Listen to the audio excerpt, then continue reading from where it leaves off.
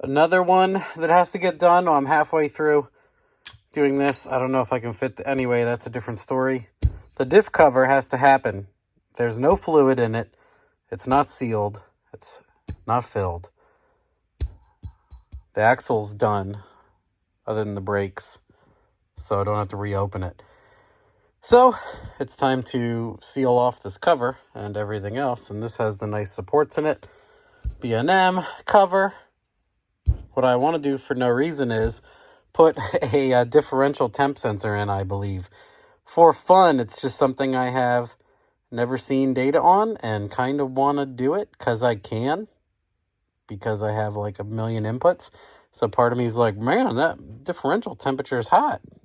So I'm going to probably put this somewhere if I can find a spot that doesn't interfere too heavily and ruin normal stuff that I want to do. Okay, thanks, bye.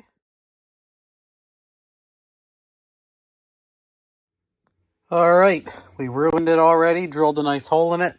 Anybody else watch Super Fast Matt? I had to pause him for a second. So I drilled the hole quick with the stepper until I can get this guy in. I'm going to confirm that it's 3/8 about 10 times before I do it, and then I'm going to do it.